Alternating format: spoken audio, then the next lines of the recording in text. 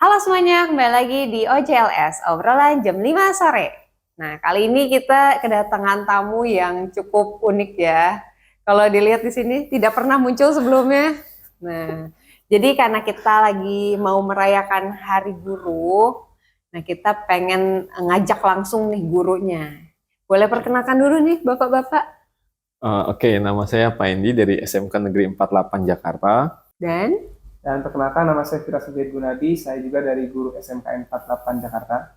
nah, dari kemarin kita kalau podcast ngomongin bisnis, ada ngomongin juga tuh SMKN 48 gitu ya, karena Maria juga tim kita itu sekolahnya dari 48 tadinya, terus juga beberapa anak dari 48 juga magang di kita nih. Ya.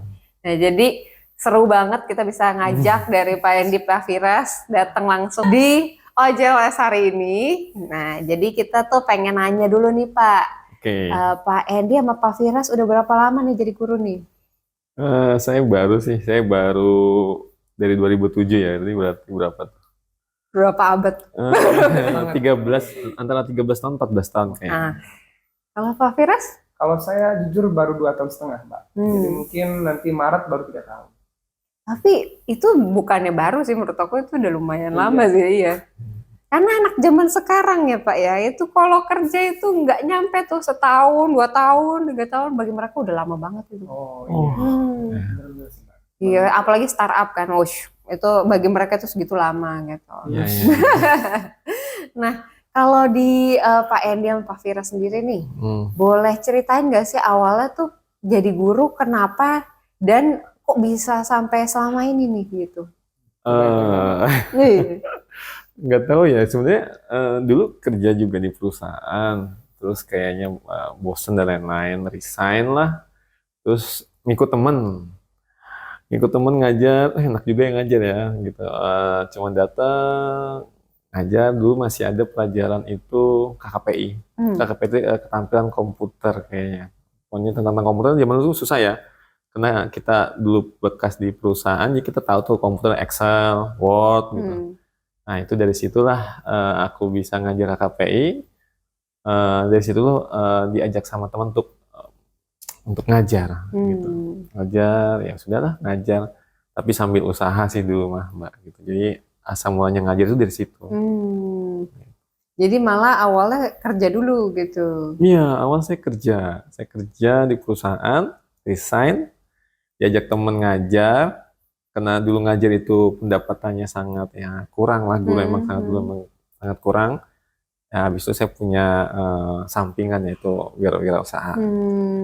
Kalau sekolahnya sendiri dulu apa Pak? Saya dulu SMK juga. Dulu STM, Mbak, STM. STM. STM berubah ke SMK. Tapi khusus untuk komputer ya? Enggak, saya lebih ke elektro. Oh, lah, lebih ini lagi, Iya, jauh lagi.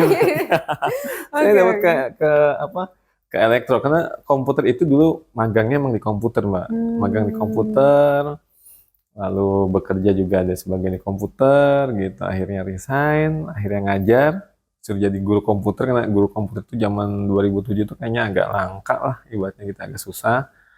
Akhirnya yang ngajar sampai sekarang. Dan lama banget tuh ya keterusannya itu. Iya, terus kurikulum pun berubah-berubah. Dari guru komputer cuma ngajarin Word sama Excel, lalu ada namanya masuk ke namanya jurusan multimedia, yang dimana itu ada namanya animasi, desain dan lain-lain. Akhirnya itu ya saya sekolah lagi akhirnya. Seru nggak tuh Pak? Seru banget sih sebenarnya. Seru tapi agak deg-degan juga soalnya, wah ini ngajar animasi. Ini gimana disuruh sama kepala sekolah? Aduh, terus habis itu ya kita nyari tempat untuk belajar lagi animasi ada di Kelapa Gading dulu namanya Digital Studio sih Mbak. Digital Studio di situ saya belajar. Tapi bukan keluaran dari BINUS ya? Kalau nggak salah BINUS kan juga bikin sertifikasi gitu. Nah, enggak, tapi dulu ada di Kelapa Gading itu namanya Digital Studio sampingnya KFC. Nah, di situ saya dapat ilmu dari situ lumayan banyak. Akhirnya saya percaya diri untuk mengajar desain dan animasi. Berubah arahannya. Berubah ya. Kalau Pak Firas gimana nih backgroundnya di jurusan? Kalau saya backgroundnya itu adalah dari Politeknik ya Mas, dari Politeknik. Seharusnya jadi engineer gitulah. dan memang saya di kerjaan pertama pun kerja di pabrik, kebetulan pabrik obat. Nah, cuman udah nyaman, tapi karena mungkin divisi saya adalah divisi yang kerjanya di hari libur ya Mbak, jadi Sabtu Minggu tuh diganggu mulu, maksudnya ditelepon lah, disuruh masuk lah, atau apapun itu. Nah, akhirnya orang tua saya yang lihat, udah deh nyoba aja, kata, jadi sekali lagi apa berapa kali nyoba gitu buat jadi PNS. Nah, dan pas saya nyari-nyari tuh, tahun saya tuh 2019 tuh, pilihan PNS yang ada itu adalah di Jakarta, Aceh, Semarang, sama Papua. Nah, otomatis saya pilih Jakarta dong, karena saya dulu pernah PKL di sana. Dan ternyata yang PNS di Jakarta itu lowongannya jadi guru. Ya udah, saya coba-coba aja sih Mbak. Jadi maksudnya karena memang saya kerjaan pun udah, saya kira sih udah nyaman gitu. Maksudnya lumayan lah. Hanya memang mengganggu saja di hari libur. Nah, jadi saya iseng-iseng aja tuh nyobain. Kebetulan COVID. Nah, akhirnya yang saya daftar 2019, diterima dan lolosnya mulai kerja jadi gurunya tuh tahun 2021 Maret. Nah, saya datang berharap tuh, saya maksudnya memang saya kan lihat dulu ya Mbak, profil sekolah yang saya lamar tuh sekolah apa sih. Nah, saya nggak nemu tuh kok jurusan engineer yang saya sesuai background tuh nggak ada. Tapi orang tua saya bilang, oh mungkin mau bikin jurusan baru. Makanya, oh yaudah deh, saya pede aja, berangkatlah ke sana gitu. Maksudnya pas di sana taunya nggak ada jurusannya gitu Mbak. Aduh, saya bingung tuh, nggak ada jurusannya. Malah yang senior saya ada yang masuk sana juga, cuman dia itu udah pindah katanya. Nah, saya tawar pindah ke sana, tapi saya kira itu jauh. Maksudnya karena kan dulu saya masih merantau gitu ya Mbak. Jadi maksudnya tiap minggu tuh pulang pergi ke kampung gitu kan, ke kampung, ke Jakarta lagi. Nah, saya nyarinya yang dekat terminal. Nah, makanya saya nggak mau pindah deh, udah sini aja. Kata seknya juga, saya maksudnya nggak akan dilepas lagi lah, cari yang dekat sini. Oh, ternyata ada di Jakarta Timur, Jalan Pisangan. Nah, cuman ternyata pas saya udah punya surat tugas ke sana, di sana pun memang kebanyakan gurunya. Nah, akhirnya ya udah deh, saya di SMK 48 aja, sesuai dengan perempatan awal. Oh, saya memang benar-benar baru ya Mbak, jadi ya saya belajar dari nol lah, gimana cara menjadi guru. Betul. Nah, terus ilmu-ilmu yang saya terapkan pun atau yang saya gunakan pun baru gitu Mbak. Karena emang dari awal kerja pun memang saya nggak sesuai dengan background. Ya jadi ya udah, saya terima dulu nasib gitu aja sih Mbak. Kalau selama mengajar nih, Pak Firas kan baru sebentar ya. Nah, itu tuh udah ada pengalaman-pengalaman unik gak sih jadi guru? Misalnya kayak, dulu kayaknya gue kerja gak gini-gini banget nih, tapi kalau misalnya di sekolah ketemu anak-anak tuh lucu-lucu gitu. Nah, kalau mungkin untuk pengalaman saya lebih ke gemas ya, maksudnya gemas tuh, jadi saya tuh orangnya tuh nggak tahu kenapa nggak bisa marah, tapi sekali yang marah kan langsung, maksudnya cukup ekstrim lah gitu. Makanya, nah saya nemu kadang anak-anak tuh, dulu pas awal saya masuk tuh kebetulan lagi PJJ Mbak, kan lagi COVID ya, di PJJ, kemudian ada satu siswa saya yang memang dia pernah on cam, maksudnya jadi cuman cukup hadir list nama doang gitu. Pas ditanyain sama guru-guru, si A kok nggak nyaut-nyaut, ternyata dia tidur. Sampai-sampai gurunya yang minta dipanggil. Saya nggak mau tahu, pokoknya siswa tersebut panggil orang tuanya. Nah, saya panggil orang tuanya, ngobrol sama orang tuanya. Lah, ternyata dia memang ada kegiatan lain gitu Mbak, dia sering begadang kayak gitu. Sehingga pas PJJ jadinya tidur atau ya kurang fokus lah. Tapi setelah jalan ya, maksudnya setelah nggak PJJ lagi sih, acak-acak aja, nggak ada yang aneh-aneh. Jadi itu tuh pengalaman yang paling aneh tuh ya, maksudnya kayak. Maksudnya jadi saya kesel gitu, mau marah tapi nggak bisa gitu, maksudnya nggak bisa tuh. Lagian online juga Pak, gimana marahnya ya? Iya benar. Dia tinggal mute aja. Nah, benar. Jadi saya serba salah tuh waktu lagi online. Iya sih, benar-benar susah sih, tantangan juga tuh ngajar di online tuh. Bahkan belajar online ini nggak enak, apalagi ngajar di online ya. Iya benar. Apalagi ya tentang kompetensi gitu kan Mbak, susah. Kalau Pak Indi gimana? Ada pengalaman unik apa? Karena kan udah puluhan tahun ya. Pengalaman unik, setiap anak itu emang peserta didik itu unik-unik Mbak. Semuanya itu nggak sama, satu sama lain itu nggak sama. Mereka ada punya, aku bilang adalah mereka tuh punya bakat-bakat sendiri.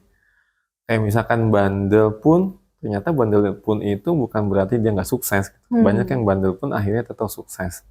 Gitu. Jadi keunikannya itu apa ya, bagi saya itu sesuatu yang apa yang indah lah ya. Itu sesuatu yang indah karena kita udah ngajar lama. Karena saya merasa bahwa anak-anak itu perlu diluruskan aja sih sebenarnya. Karena dia emang rata-rata itu anak-anak itu sudah punya mindset yang bisa membedakan mana yang benar dan yang salah gitu. Jadi guru itu hanya sebagai fasilitator saja sih sebenarnya. Jadi keunikannya anak itu ketika ada satu anak yang sangat unik ya, itu di mana anak-anak itu bandel ya, benar-benar bandel. Isu Vespaan ada itu tahun 2000 berapa ya, di Vespaan. Akhirnya sekarang saya dengar itu dia punya bengkel resmi Vespa. Wah, Custom. Enggak, bengkel resmi Vespa benar. Dulu dia suka Vespaan yang apa, Vespa yang gembel-gembel gitu kan. Yang kalau misalkan Vespa itu yang ya Vespanya bukan Vespa yang sekarang yang bagus-bagus gitu. Tapi dia suka berjuang, emang bersikeras dan lain-lain gitu. Ulet akhirnya dia sekarang punya bengkel Vespa gitu. Bengkel Vespa yang mahal-mahal itu gitu. Namanya Raymond apa ya, siapa gitu. Tapi gitu bandel tuh Pak? Iya bandel. Makanya saya bilang itu bandel itu belum tentu dia nggak sukses. Bandel itu mungkin dia lebih berani Mbak. Karena dia tahu bahwa kalau saya ngeliat, saya amati dan saya analisis tuh ya, anak bandel-bandel itu udah paham nih bahwa gue udah jelek nih, gue berusaha deh, apapun dia usaha apapun dia usaha, ini pun dia lakukan, dia ini. Jadi dia kalau misalkan gue jatuh lagi pun gue udah bisa jatuh gitu, biasa jatuh. Tapi kalau orang yang sudah dari orang tuanya sudah ada dan lain-lain, dia itu kalau mau jatuh itu takut. Jadi nggak bisa menjadi kayak apa ya namanya, leadershipnya apa ya, kurang gitu. Kalau anak-anak yang nakal-nakal itu kan ya emang dia udah biasa dimarahin, udah biasa diomelin, udah biasa dikatain bla bla bla bla bla, udah ibaratnya udah mentalnya udah kuat gitu. Ketika dia mau sukses dia jatuh lagi nggak masalah. Itu sih ada satu anak gitu. Oh, keren. Berarti satu anak itu membekas banget karena bahkan beneran terrealisasi nih ya yang dia suka ya. Satu anak tuh yang membekas juga banyak sih sebenarnya, nggak cuma satu. Sebenarnya banyak yang anak-anak itu yang aku bilang itu yang sukses tanpa mereka tuh punya laptop. Dimana kan multimedia itu harus punya laptop, punya PC dan lain gitu. Ini anak-anak saya tuh nggak ada yang punya laptop, tapi ada namanya keinginan keras gitu. Jadi saya tuh kalau ngajar gimana caranya produktivitas anak-anak itu tetap terus berjalan walaupun dia nggak alasan dia, Pak HP saya jelek, Pak laptop saya gini gitu. Setidaknya yang saya punya satu juga itu pernah saya amatin, namanya siapa ya sekarang itu, namanya si Jihan. Dia tuh dulu sebelum keluar dari Kopi Kenangan, desain grafisnya Kopi Kenangan. Iya, dia keluar kaitannya mau ke Disney, melamar di Disney. Nah, itu dulu anak gak mampu juga. Ya, namanya biasalah anak yang biasa yang laptop pun nggak ada dan lain-lain, tapi dia bisa berusaha untuk sekarang bisa menjadi seorang senior desain grafis yang gampangnya kerja kemana, habis dari Vision Flag. Dari Vision Flag selesai, ada Mas Pak bosan, masuk lagi ke Kopi Kenangan, bosan, sekarang mau ngelamar ke Disney. Ya, itu ada itu dia tuh. Maksudnya kadang apa ya, device itu tuh cuman alat yang ngebantu. Iya bener, aku anggap seperti itu. Emang kalau kamu misalnya cuma pakai alat, misalkan kayak gini aja, kalau misalkan kita mau alat itu hanya sebagai membantu aja kan sebenarnya. Tapi kan konsep dan lain-lain itu ada di kepala. Iya, di kepala gitu. Kalau misalkan yang ada pisau di situ nggak dipakai, ya udah gue pakai pisau ini. Padahal pisau ini sih sebenarnya buat potong kue, tapi coba buat potong ikan, daging, tapi bisa juga, tapi dengan caranya yang berbeda-beda gitu loh Mbak. Nah, itu bisa. Nah, jarang orang yang bisa menggunakan pisau itu yang misalkan yang nggak sesuai itu jarang. Adanya kan bisa buat motong roti, ya motong roti aja, tapi belum tentu dia bisa pisau itu digunakan buat motong ikan atau daging. Nah, dia itu bisa gunakan pisau buat motong kue, digunakan bisa buat motong daging kan. Nah, itu berarti kan konsep dia, cara pikirnya gimana caranya ya, gue motongnya alurnya dari mana ya, kayak gitu. Bener. Iya sih, kadang bahkan barang secanggih apapun kalau kita kasih ke orang yang nggak tepat, nggak guna. Bener. Dan kalau misalnya dibilang kayak gitu, artinya sebenarnya bahkan mungkin ya di sekolah tuh diajarinnya untuk pisau ini memotong roti gitu. Tapi orang ini biasa kan bisa kayak enggak, gue mau potong yang lain misalnya gitu ya. Gitu bisa. Jadi kayak sebenarnya dia bisa kreatif gitu, Bisa bahkan kreatif. lebih dari apa yang diajarin. Itu yang ada di kepalanya itu luar biasa gitu. Itu yang terkadang yang saya ajarkan ke anak-anak itu ya mereka itu memang harus produktif sih. Produktivitas itu yang penting sih itu. Kalau misalkan aku sih kemarin baru denger ya dari Pak Kusnadi gitu, baru abis seminar gitu ya. Terus Pak Kus tuh bilang kayak dia tuh bilang kalau di 48 tuh terkenalnya guru dengan anak-anak muridnya ini tuh nggak berjarak yang terlalu jauh gitu. Jadi nggak kayak atasan dan bawahan Oh gitu. iya benar. Nah Benar. itu tuh gimana sih caranya memaintain kedekatannya tuh dengan siswa gitu? Kalau bagi saya itu mengajar itu berpihak pada murid, Mbak. Itu intinya berpihak pada murid. Jadi kayak misalnya sekarang di kafe, ada yang sebagian anak-anak itu mau desain, Pak saya mau desain grafis, oke desain grafis. Pak saya mau animasi, saya kasih ke animasi. Pak saya mau fotografi, ya udah anak ini belajar fotografi. Saya sebagai guru cuman ya udah kamu pelajarin ini YouTube ininya, kamu baca, kamu lihat, ya udah habis itu kamu praktekin. Dan ini teorinya, saya bilang gitu. Kamu baca dulu, seminggu kamu udah baca, udah paham, praktekin. Pak saya nggak punya perangkat kamera ini, pakai handphone. Handphone saya kentang, dicoba dulu. Yang penting konsepnya dulu kamu dapat, akhirnya kayak gitu. Atau fotografi. Kalau animasi itu dia berusaha gimana caranya gambar animasi itu dari manual dulu, lalu nanti digitalin. Nah saat proses digital baru saya ajarkan gini loh konsepnya, difoto dulu pakai handphone, lalu kita buat main gitu ya di Photoshop atau di Paint. Nah kita main terus habis itu kita gerakin di After Effects dan lain-lain. Nah itu untuk anak animasi. Jadi saya mengajar itu bisa 3 macam, fotografi, animasi, sama desain. Gitu. Wow. Kalau Pak Fira sendiri gimana nih? Kan ibaratnya tadi belum ada pengalaman, terus mempelajari hal baru, ngajarin orang juga itu hal baru gitu ya. Nah, gimana caranya ngedeketin siswa gitu supaya dia nganggep ya guru ini nih ngertiin gue nih, keren nih, nggak jadul gitu kayak guru-guru konvensional pada umumnya. Kalau saya sih Mbak balik lagi dulu mikir bahwa saya misalkan nih kan zaman saya sekolah juga udah full day ya Mbak, kebetulan dari jam 7 sampai jam 3:30 atau jam 4 gitu.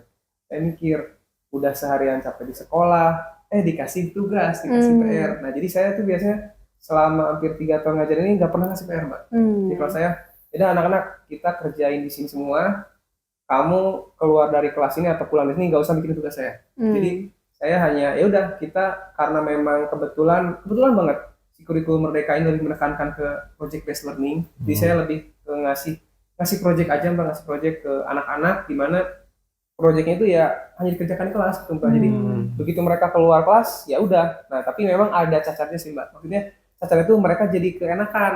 Jadi yang dibilang tadi mungkin Pak Kus gak ada jarak tuh, dia benar-benar oh ya udah. Jadi misalkan pelajaran saya itu dianggap santai aja Mbak. Maksudnya kurang, ya maksudnya memang sih salah saya, memang balik lagi ke kekurangan saya tadi Mbak, susah marah gitu ya Mbak. Jadi mereka molor tuh ya udah saya paling ya saya ancam nilai aja ya Mbak. Misalkan ya udah deh kalau misalkan nggak dikumpul hari ini saya nggak tarik nilainya baru tuh.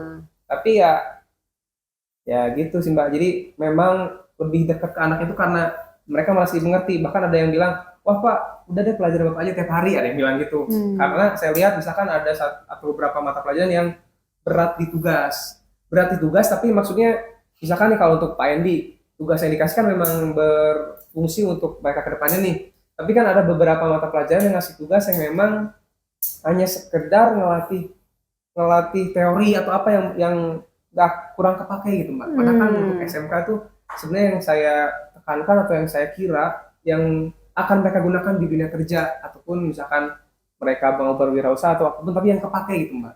Sedangkan yang memang konvensional itu kebanyakan sih yang saya rasakan sendiri ya Mbak. Saya dulu dari SMA banyak belajar hal sesuatu, kok nggak ada yang dipakai gitu. Yang dipakai tetap ya secuil aja yang dari kuliah itu, bukan dari SMA. Oh ya, gitu. Dan kalau misalnya tadi ya kayak menurut aku sih bagus sih Pak, karena dulu tuh pas di zamanku tuh terlalu banyak PR. Betul. Dan kalau terlalu banyak PR tuh apa ya, udah nggak fun lagi tuh belajar gitu kan. Nah tapi kalau misalkan tadi dibilang karena Bapak udah kasih kesempatan yang kayak, oh ya udah selesainya sekarang aja, biar di rumah nggak usah mikirin tugas saya lagi gitu. Sebenarnya nggak apa-apa, itu malah kalau nggak berhasil itu ya berarti karena salah anaknya gitu. Yes. Karena kan kita udah kasih kesempatan, justru kayak kita kasih kelonggaran yang kayak kerjain sekarang, nanti kalau misalnya udah pulang sih udah bebas gitu. Betul. Itu kan ngelatih kayak kerja Pak, ya dong. Kayak kerja kan gitu, maksudnya pas udah pulang ya udah kalian pulang aja. Tapi Gak usah kalau mikir misalnya, macam-macam lagi gitu kan. iya, karena kalau misalnya dia udah terbiasa di sekolahnya molor, dia akan nanti kewalahan tuh giliran masuk ke dunia kerja, apalagi SMK ya. Maksudnya dengan fokusnya habis lulus pengennya kan kerja gitu ya. Dia ntar kaget kalau misalnya deadline gitu, mana bisa dia molor nego sama bosnya gitu kayak besok lagi atau 2 hari lagi. Wah. Iya. Jadi anak kebanyakan nego. Nah itu kan misalkan sama saya ketemu kelas 10 atau kelas 11. Nah kelas 12 pas ketemu Pak Kus tuh, katanya anak-anak itu banyak nego. Itu saya merasa bersalah juga gitu. Karena emang saya dulu sering dinegoin sama mereka gitu. Jadi kayak keikutan ya sampai ke jenjang selanjutnya.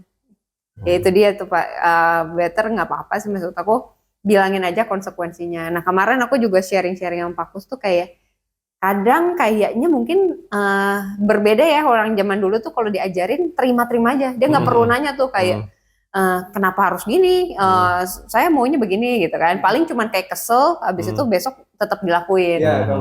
Iya, kalau anak zaman dulu gitu.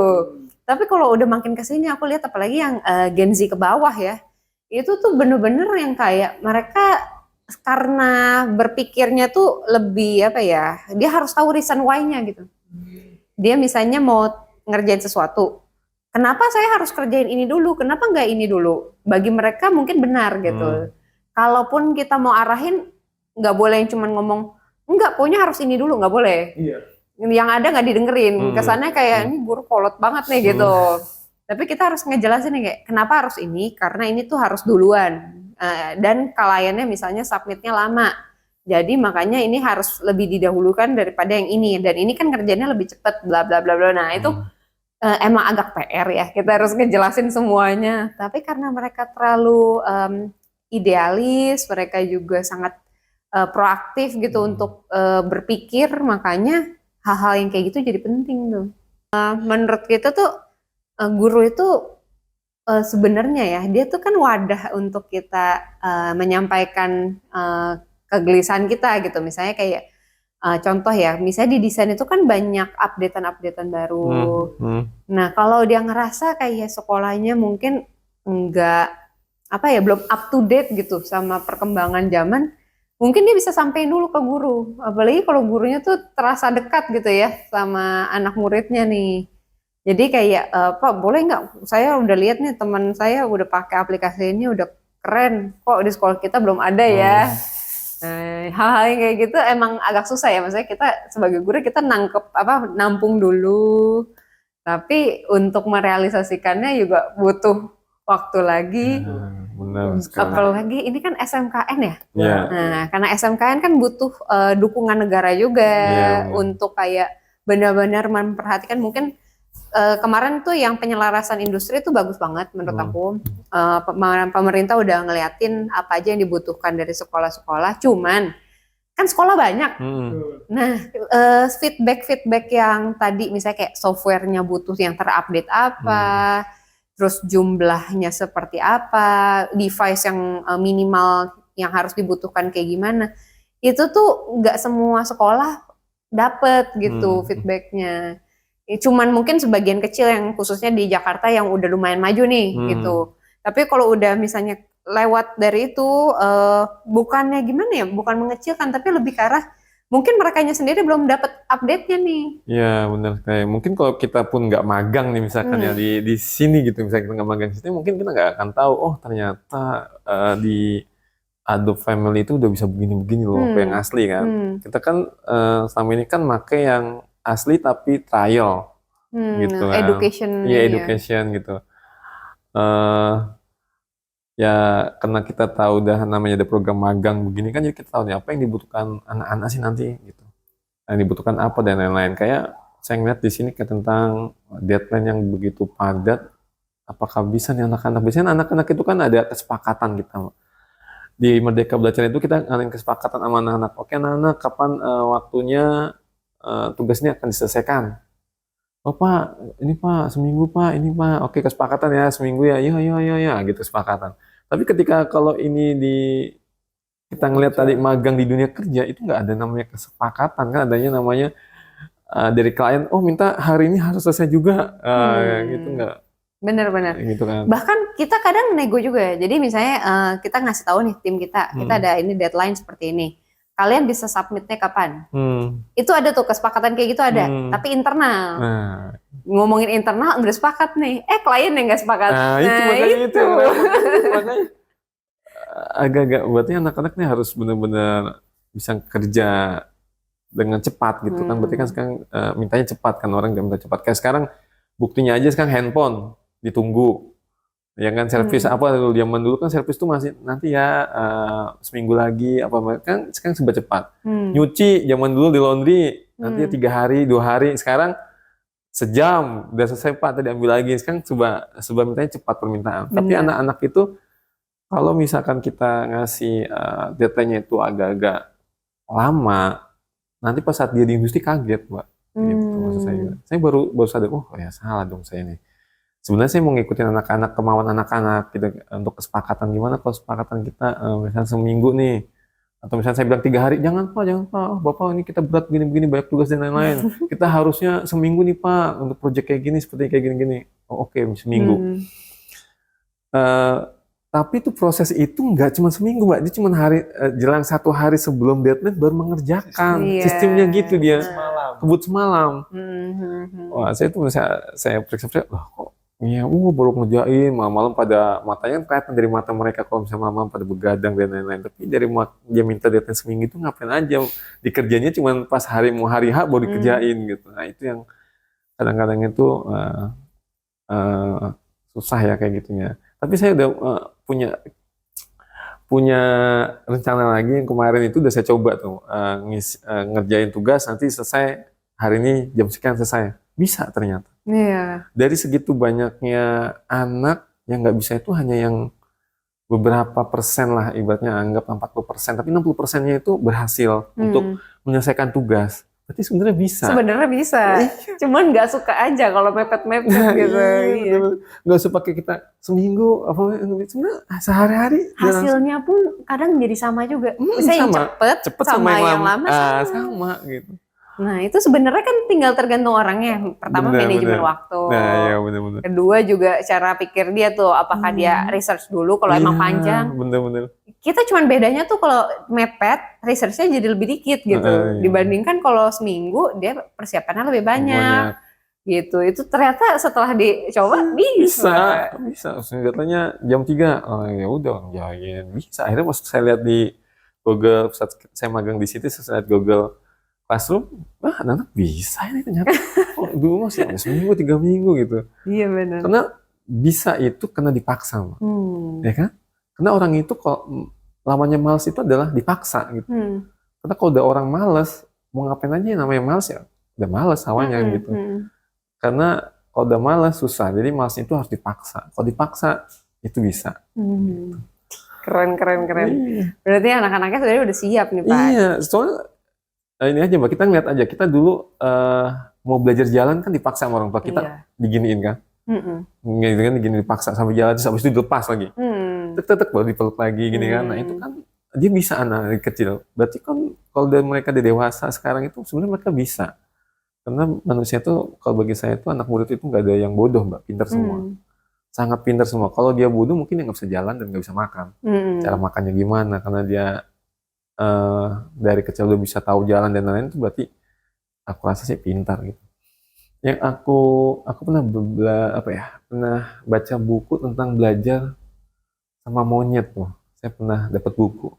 Jadi ada guru di Thailand itu mengajarkan monyet Mbak, caranya gimana ngambil kelapa di atas terus ngebuka kelapa, terus kelapa itu nah itu ada di Thailand tuh. Kan Thailand terkenal dengan kelapa-kelapanya kan. Nah itu ada sekolahnya Mbak, sekolah monyet. Wow. Aku baca bukunya, aku lupa atau apa. Pokoknya belajar dari monyet gitu. Itu binatang loh. Iya, Binatang tapi aja bisa di training kayak bisa gitu. training kayak gitu loh, dengan cepat gitu. Di manusia tuh cuman apa sih, kita cuman fasilitasin pendekatan yang baik dengan konsep-konsep yang baik, mereka tuh sebenarnya bisa. Sisanya kemauan sendiri. Kemauan Ya? sendiri. Ya bisa dipaksa. Paksa ada nilai. Iya, Bener. Ini kan nilai. Dan Gini-gini. kemarin tuh katanya Pak Kus ada juga yang mereka kalau nilai nggak 100 tuh sedih. Iya. Nah itu tuh kan, sedangkan kan desain gitu ya, bukan ilmu pasti. Terus masa bisa 100 gitu?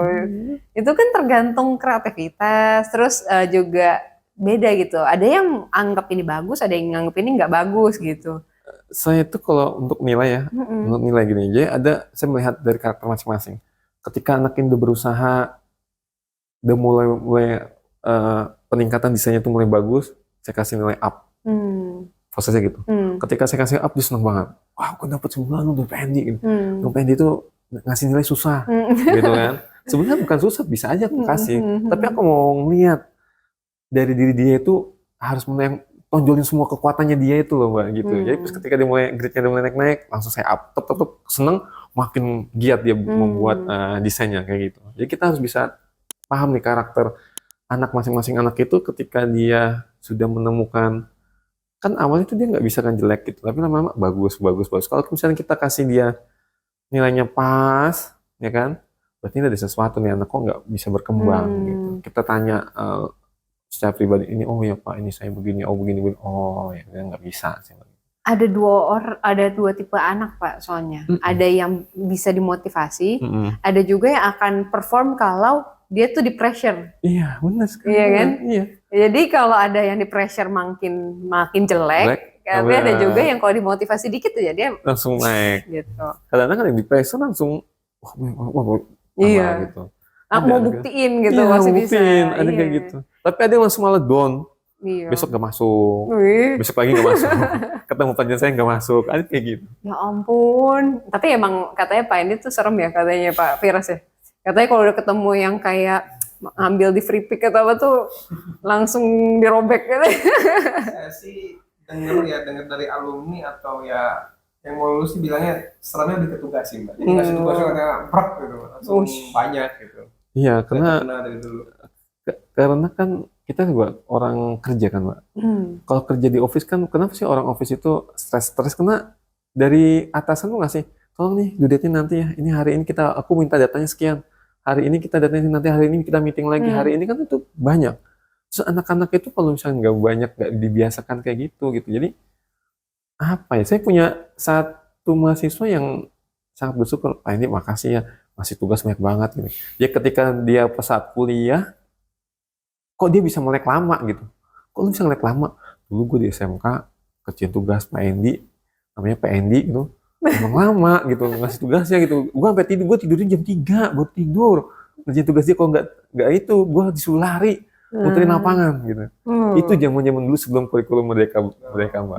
Sebelum kurikulum Merdeka. Kalau kurikulum Merdeka nggak boleh untuk fisik tuh nggak boleh. Kalau zaman dulu saya sampai fisik, sampai mereka tuh saya suruh lari lapangan. Sebenarnya lari lapangan itu kan untuk apa ya? Menyehatkan sebenarnya. Bukan mereka tuh menganggap adalah itu, waduh hukuman. Aku bingung, hukuman ya lari ya. Padahal lari itu di sekolah itu kan rindang, adem gitu kan, lari kan enak. Saya juga suka lari gitu kan di lapangan gitu. Anak-anak tuh nggak mau tuh lari. Gitu. Nah dari situ tuh mereka itu sampai ya matanya itu ngantuk-ngantuk sampai sekolah dan lain-lain. Tapi berkat dari situ, pas ketika mereka kuliah, lagi kuliah di ada satu anak yang kuliah di isi Jogja itu yang gambar sampai malam, besok ketemu dosennya lagi harus selesai. Nah itu udah aman ya. Iya, karena udah terbiasa. Nah aku tuh salah satu anak yang tidak pintar di sekolah, dan aku tuh hampir nggak naik kelas, khususnya di kelas 10. Udah hampir nggak naik kelas, dan itu tuh ada satu guru yang ngomong ke semua kelas bilang kayak, punya si Sisi nih mau dapet 100 pun di ulangannya pasti tetap nggak naik kelas gitu, sampai dibilangin ke satu angkatan, kan malu ya kayak gitu ya. Terus abis itu tuh akhirnya pas mau naik kelas aku kayak dikasih nilai plus gitu. Kenapa? Karena dia lihat aku nggak nyontek. Sedangkan yang nilainya sama kayak aku, tapi dia nyontek, ya nggak naik jadinya. Karena bagi dia tuh kayak, ini anak udah berusaha semaksimal mungkin, dan nggak nyontek juga, tapi punya niatan nih, niatan baik gitu. Jadi udah dinaikin aja gitu. Tapi padahal yang kayak, apa ya, karena aku pas sekolah tuh mikir kayak, kalau aku nggak punya tujuan ke situ, aku jadi mau belajar tuh standar-standar aja gitu. Oh iya. Ngikutin aja, misalnya suruh belajar ya belajar, suruh bikin tugas ya bikin tugas gitu. Tapi kalau yang aku suka, misalnya kayak contoh ya desain, bisnis atau apa, itu tuh jadi bener-bener perhatiannya ke sana. Jadi nilainya tuh memang bagus, cuma di bagian-bagian tertentu aja gitu. Aku pikir sama anak sekarang juga sama. Gitu ya? Sama. Jadi dia suka aja yang mana itu dia gelutin dan lain. Karena aku pikir juga gini Mbak, kalau misalkan kita semuanya dapat gitu ya Mbak, nggak mungkin lah memori kita sampai mana gitu. Iya. Ya kan? Berarti mereka yang tuju udah tahu SMK pasti kan dia ke produktifnya dia kan, pelajaran produktifnya dia kan. Mungkin kalau misalkan kayak matematika hanya mungkin dapat buat mindset apa namanya, pikirannya tuh biar logiknya tuh dapat, nah gitu kan. Ya kalau misalkan anaknya itu ke produktif, misalkan kamu bisanya ini ya nggak apa-apa. Saya ngomong juga ke anak-anak, kalau misalkan kalian nggak bisa gambar, ngedesain nggak bisa, ini nggak bisa, kuasain matematika atau bahasa Inggris atau bahasa Indonesia atau yang lain yang kamu bener-bener kuasain. Kalau misalkan desain sama yang lain-lain produktifnya nggak bisa, ya kuasain itu. Kalau misalkan di pelajaran itu nggak bisa, kuasain produktif. Setidaknya kalau misalkan kamu itu lulus terus kamu kuliah, kamu bisa les-les, ngajar les anak-anak, iya, benar, ya kan, benar. matematika, dan itu nggak ada ruginya gitu. Semuanya itu nggak ada ruginya asal kamu itu benar-benar jadi sesuatu. Misalkan yang kamu senengin apa nih? Matematika Pak, ya udah matematika. Lu jangan ditanya misalkan matematika 9 kali 9 masih mikir loading ternyata. Nah, itu berarti belum jadi maestro berarti kan gitu. Nah, kalau dibilang jadi maestro itu ketika misalkan 9, oh 81. Itu udah berarti dia maestro gitu. Sama kayak kita, kamu suka apa? Desain. Oke, sekarang kamu desain ini ya. Bisa nggak 2 jam bikin? Bisa Pak. Jadi itu udah maestro Mbak. Jadi tuh jangan nanggung-nanggung ya. Jangan. Jadi kalau emang kita sukanya di mana, ya udah polin aja di situ. Kita masih banyak yang anak-anak ini yang suka cuman, ya itu gue suka ini, habis itu gue suka ini, gue suka ini gitu. Jadi nggak semuanya nggak fokus di satu krisis titik. identitas sebenarnya. Kalau Pak Viro sendiri nih pas kayak kan baru 2,5 tahun nih, tapi kan kayak tetap aja dong ada aja masa-masa yang kayak, aduh bosan jadi guru nih, atau kayak lagi mumet nih gitu. Gimana sih caranya untuk keep excitement nih jadi guru yang kayak supaya pas ngadepin murid-murid lagi nih udah semangat lagi. Aku pernah lihat soalnya video yang guru sebelum masuk kelas nih, padahal mukanya udah lagi capek-capeknya gitu. Terus dia kayak coba mensemangatin diri sendiri, pas masuk kelas udah langsung semangat ngajar lagi gitu. Nah gimana nih Pak Virus? Nah kalau saya sih Mbak, nggak tahu kenapa ya, mungkin orangnya emang seneng belajar. Jadi saya tuh kalau ikut pelatihan atau ikut aku tuh seneng, terutama masalah tentang pembelajaran ini. Karena kan memang saya berasal dari non pendidikan, maksudnya bukan jadi guru ya Mbak. Jadi ketika saya ikut pelatihan, dapat ilmu baru, oh cara ngajar gini, oh cara ngajar ini, saya semangat. Pertama untuk mempelajarinya, kedua untuk mempraktikannya. Nah, jadi lebih kelas, percaya diri lagi ya? Iya betul. Oh iya, kemarin saya pelatihan habis dapat ini, saya praktikkan gitu. Cuman ya mungkin jadi gini ya Mbak, selama 2 tahun ini saya kebanyakan kayak ninggalin kelas itu Mbak. Jadi ikut pelatihan ikut apa. Jadi saya merasa berdosa juga nih sama anak-anak. Jadi memang misalkan rencana awal tahun kita mau ini anak-anaknya project ini. Pertengahan tahun mungkin karena memang dari segi umur saya masih muda, terus memang guru baru ya Mbak, jadi kalau pelatihan aku dikirim terus gitu Mbak. Tapi saya pribadi nggak masalah, senang-senang aja gitu ya. Cuman ya rasa dosen itu ke siswa, jadi banyak tinggalin kelas. Tinggal iniin aja ya, maksudnya tunggu waktunya nih, praktekin semuanya. Iya itu Mbak, saya tunggu gitu ya. Kalau saya pribadi sih semangatnya gitu untuk mempraktikan apa yang saya dapat di pelatihan. Tapi kan sekarang udah zamannya hibrid, ditinggal kelas boleh, tapi ada tugas-tugas. Iya. Ini kan hibrid kan sekarang. Combine. Hibrid. Kalau Pak Andi gimana caranya tuh? Karena kan pasti ada masa-masanya dong, masa 20 tahunan kagak ini. Bosan ya Mbak, saya udah bosan. Saya bosan gimana ya? Saya sudah mencoba dulu di perusahaan, terus habis itu mencoba bisnis, habis itu ngajar, kayaknya udah rasa bisnis sama untuk yang lain-lain udah enggak sih, Pak. Jadi saya itu adalah ngajar itu sebagian apa ya? Semangat saya ngajar itu kayak memotivasi saya ketika saya bisa mencerdaskan anak-anak itu menjadi sesuatu gitu. Misalkan dia menjadi kayak kemarin ada yang anak yang sudah bikin flip apa ya? Kalau bank ya flip jasa transfer jasa antar itu Ya. antar bank ya antar flip. Nah, itu yang bikin UX-nya anak 48. Oh. Jadi saya senang aja tuh, Mbak. Anak-anak yang udah sukses-sukses terus kalau ketika saya telepon itu masih diangkat. Ya, itu yang seneng saya. Terus kadang-kadang kalau datang suka bawain makanan gitu. Terus kalau misalkan saya butuh untuk belajar untuk alumni-alumni, dia mau datang tanpa harus dikasih imbalan dan lain-lain. Nah gitu, dia mau menularkan kakaknya. Itu yang saya senengin sih itu sih. Kan jarang-jarang gitu anak, oh maaf Pak saya sibuk, saya nggak bisa. Oh maaf Pak saya ini gitu. Yang jadi yang memotivasi saya itu nggak ada pikiran yang lain-lain lagi selain mengajar ya gara-gara ya satu itu Mbak tadi.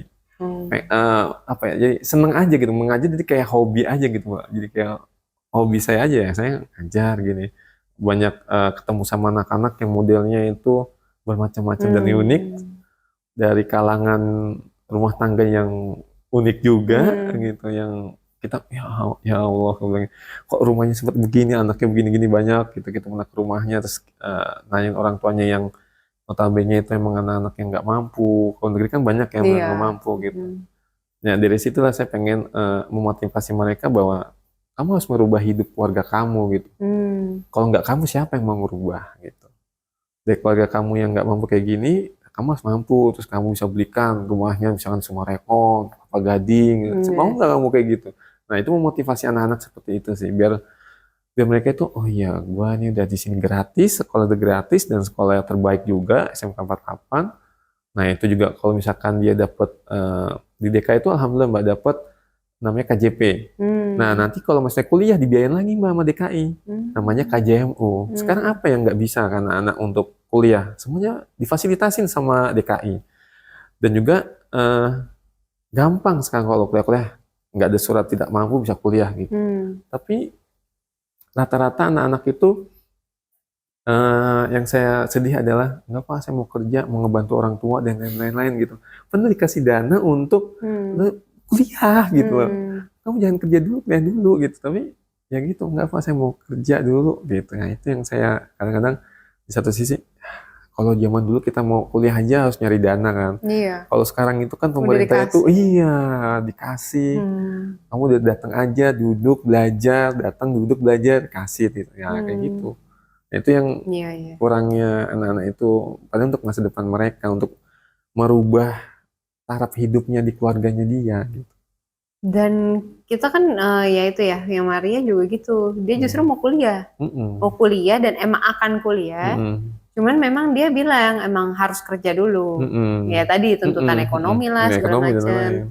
Tapi malah apa ya? Artinya sebenarnya mereka tuh sebenarnya ada kemauan gitu. Ada juga yang memang dari awalnya punya duit tapi nggak mau kuliah juga ada. Ada. Nah tapi itu dia sih sebenarnya kuliah nggak kuliah balik lagi ke anaknya sih sebenarnya. Kayak kalau anaknya emang udah pengen berkarya terus niat gitu ya, tapi ya dia bisa aja gitu survive walaupun nggak punya gelar S1 gitu, it's okay juga gitu.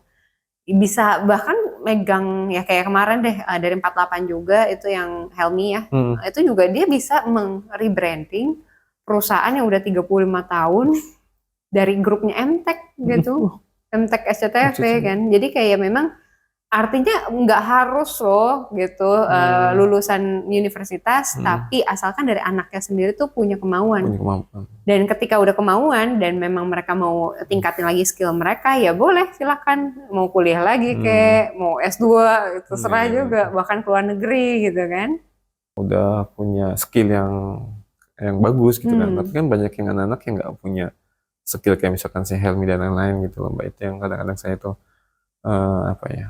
Terus anak-anak sekarang itu rasa juangnya itu kurang, nggak kayak anak-anak yang zaman dulu itu rasa perjuangannya tuh bener-bener wah gue mau sekolah nih apa gara-gara dulu zaman dulu masih bayar dan sekarang udah gratis gitu. Jadi kesannya take it for granted Yes. ya gitu. Itu sih. Dan buat temen-temen nih yang mau jadi guru gitu ya, nonton nih siapa tahu ada yang mau jadi guru, kan ada juga tuh yang memang dari kecil udah pengen jadi guru, jadi dosen gitu kan. Mungkin dari Pak Fira sama Pak Endi ada mau titip salam ke mereka apa gitu, atau tips-tips kalau mau jadi guru seperti apa? Silakan. Kalau saya sih mungkin ingin mengajak bagi orang yang berminat jadi guru, itu salah satunya adalah bermanfaat, Mbak. Jadi gimana caranya supaya kita hidup kita ataupun apa yang kita ajarkan itu bermanfaat bagi orang-orang. Nanti dia membawa manfaat bagi yang lain dan lain sebagainya. Selain itu juga ketika jadi guru tuh saya lihat ya Mbak, kebanyakan guru tuh awet muda Mbak. Kenapa? Karena dia itu senantiasa berinteraksi dengan makhluk hidup. Sehingga ya mungkin jauh dari stres, jauh dari apa. Beda halnya dengan orang yang hanya di kantoran. Iya, benar. Saya lihat mereka kan lebih banyak stres atau apa. Bahkan kayak di Jepang tuh banyak yang mati karena overwork kayak gitu. Iya, benar. Itu sih kalau dari saya. Ya sama kayak Pak Firas, yang penting niat ya, niatnya dulu yang benar-benar kalau ngajar kamu ngajar itu tahu dengan pendapatannya berapa dan lain-lain gitu. Yang penting sih niat ya kalau ngajar itu sih. Kalau dia niatnya emang mau ngajar ya pendapatannya berapapun ya oke nggak masalah. Tapi kalau misalkan dia nyari-nyari yang lain, lebih baik janganlah. Kayak siapkan hati ya. Siapkan hati, siapkan mental kalau mau ngajar itu. Iya benar. Iya sih beda sih. Aku udah beberapa kali coba jadi guru gitu. Aku pernah ngajarin guru les gitu. Terus juga pernah ngajar prakerja gitu ya. Kitanya udah niat nih, udah bersemangat. Tapi kalau ngeliatin orang yang gak bersemangat tuh jadi kayak gak semangat. Lemes, ya gitu. Nah kan karena lemes itu ya, aku jadi mikir kayak, aduh gimana rasanya jadi guru ya. Kayak aku tuh kayak merasa bersalah sendiri gitu sama dosen dan guru-guruku yang dulu. Jadi kayak ternyata susah ya untuk itu pun yang udah dewasa Mbak. Apalagi coba Mbak bayangkan ketika ada guru SD mengajar kelas 1 itu. Iya tahu sendiri loh. Iya. Bu guru pipis. Wah, gimana coba? Kelas 1 dan dia namanya psikolog anak kan nggak boleh dia dibentak, nggak boleh. Iya, nggak boleh. Gimana saya senyum terus, senyum. Padahal belum tentu di rumahnya itu lagi gundel-gundel, terus dia harus berusaha senyum di depan anak-anak. Kalau anak-anak SMK kan kedewasaannya sudah matang ya. Jadi wah tahu nih gurunya wah lagi enak atau enggak mereka tahu. Tapi kalau anak-anak SD ini yang luar biasa sih sebenarnya. SMP juga masih setengah anak-anak masih labil kan ya, masih labil gitu. Itu sih ya benar sih, kalau jadi guru mungkin bisa lebih tabah. Dan maksudnya emang harus passion sih. Kalau nggak passion berat. Sudah dicoba. Oke, gitu aja ngobrolan hari ini. Udah panjang juga nih. Thank you ya Pak Endi, Pak Fira sudah mau datang ke sini. Dan mungkin kita bisa ngobrol lagi di lain kesempatan. Dadah.